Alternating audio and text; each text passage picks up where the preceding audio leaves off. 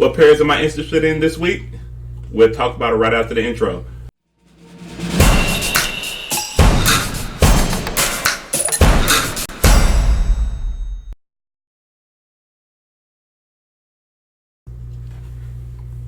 Hey, how you doing? Travis here from Carter Cow Capital, helping you with Forex tips and analysis to help you fight for your financial freedom. It is 4:37, which means that it's almost 20 minutes before the actual start of the Asian session, and I got my son here. I'm actually on daddy duty, so I wanted to talk about a couple pairs in general real quick, so I could be able to get him on and actually be able to help you move on and look at a couple pairs that I think is going to end up helping you out.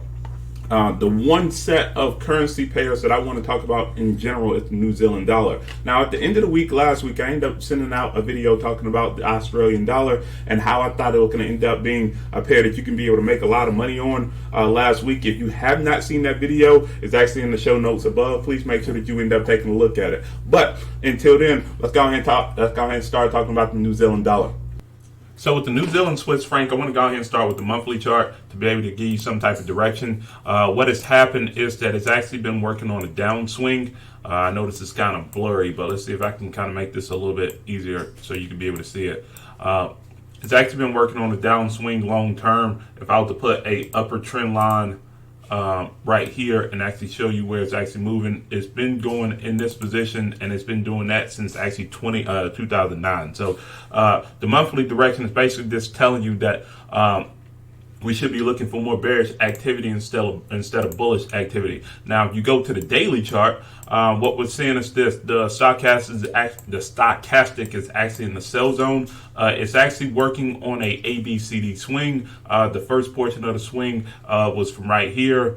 The B ended up hitting, and then after that actually ended up retracing down all the way down to the 127, and then after that ended up retracing back up. Typically, once it hits the 127, that is a natural resistance point, and from there, it ends up bouncing back up to a new level. Now, in this case, it ended up bouncing back up past the 61.8 level, the 0.618 level, and it should be waving all the way down to the 1.618 level at 62.45. So me in particular, what I'm looking at is this.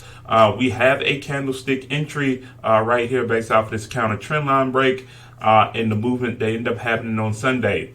It's actually retesting in this zone, and what I would personally end up doing is actually looking to be able to sell. Now, my first caution on this would end up being this. I think it'll end up moving down, but I do think that it's going to end up hitting this pivot zone again at 6,500. Now, just to be sure about this and just to understand what's going on, the market actually ended up breaking from 6,500, actually ended up pushing past, below 6,500, ended up pushing past and breaking up past this level. So a couple things can end up happening in this zone. One, it can actually end up turning this past resistance into new support and bounce back up to 6,700, or it can keep on moving down, break past this position, actually end up going past this level. Actually end up going past this level and actually turning that into a new resistance point to actually move down to the actual level, which is the 618 level, down to 6250. Now, from a scalping perspective, this is actually a pretty good move. If we were to move over to the 2 hour, we can see that we know that it's going to end up being probably some type of bearish movement. My personal thing would be that I would want to see if I can get it at a high price. With the market just opening, if we can be able to find a counter trend line break in the sell zone, that'll end up giving us a higher price to be able to sell down to 6,500 and just scalp it from there, and then see what the reaction is going to end up being for the movement. Now, if it keeps on breaking past that level, then we can look for a retest of this zone, watch it end up testing back up towards 6,500, and then after that, selling it again to 6,200. So that's my personal look. That's what I think is going to end up happening. But it gives you two different sell opportunities within this level. Moving on with New Zealand dollar weakness, one pair that I really do think is going to end up having some pretty good movement, especially at the beginning of the week at the New Zealand dollar, United States dollar. Now, this is a pair that we actually end up talking about in the recap video. If you have not watched that recap video, I will end up showing you, or I end up placing it in the show notes above so you can be able to see it. But basically what ended up happening was the New Zealand dollar was basically working off of this triangle. It actually ended up breaking towards the downside, giving the United States strength. From there, I actually ended up creating an ABCD swing. That B swing, that C swing or that C high actually ended up hitting right around the 61, this 0.618, almost close to the 786. But I'm going to treat it like a 786 because it is so close, which means that it's actually going to end up waving down towards this level right around 64.20. It actually ended up hitting the counter trend line break and ended up having good news with the non-farm payroll on Friday. So it actually ended up waving down substantially. So moving on to the 2 hour, let's see how we can be able to get in on this one. If you look at it, what happened right before the end of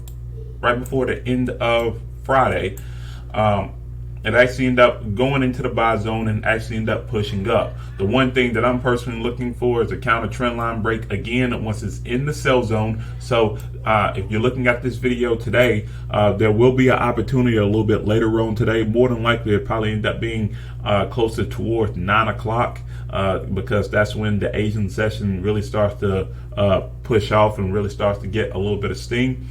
But I think there will be a position to where you can actually be able to get in and actually end up selling this down to the 6,500 level, which is actually the B low, all the way down to the 64.20 area, which is the actual target of this position. So once again, what I'm looking for on this one, on the 2 hour chart, I'm expecting that it's going to end up pushing up just a little bit more, just testing this high, and then after it ends up testing the high, I think it's going to end up dropping. Once it ends up breaking past this counter trend line break with a closed candle, I'm going to end up placing again a second trade, looking for it to be able to go down this level below 6,500, test that 6,500 level. That may be a possible entry for a second entry, selling down all the way down to this level, which is the 1.27, right around 64.20 as the final target. So I do believe that the New Zealand dollar, United States dollar has a little bit more legs toward the downside, because I do believe that the New Zealand dollar is going to end up being in weakness.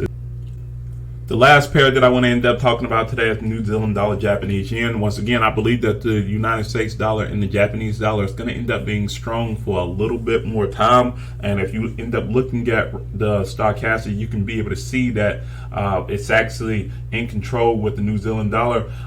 There's a actual wave point where it's hitting this uptrend line bearish. If we move on towards the daily chart, you can see that it's actually working inside of this consolidation zone, which meant that it actually ended up going bearish past the 70.14 level. It actually ended up bouncing up towards 70.30. Then after that, ended up bouncing down towards this level again as support. Ended up pushing back up past this level, ended up breaking it, but actually fell back within this consolidation level. Tested this 72.30 area again, and then gave a counter trend line break in the sell zone. So right now, what I'm looking at is this. I'm looking at being able to sell this position all the way down to the support level again. Not looking for anything else more, just looking to be able to sell down to the support area again. If we go to the 2 hour chart, we can see that we actually end up having a counter trend line break, and this is actually forming as we speak.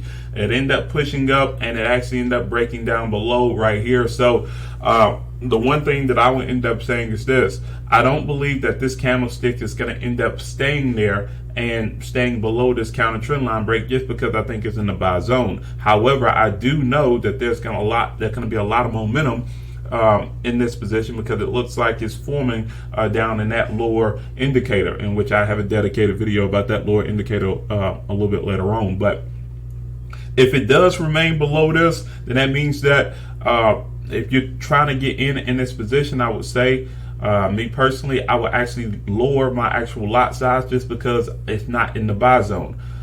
If it does break above this area and then after that turns around and then tries it again and actually goes below that counter trend line break, then that gives me another position of saying, hey, I think that it's going to end up selling down to this level with particular ease. Now, if it does break past this level and it hits 70, 71, and breaks past that actual support level, then great.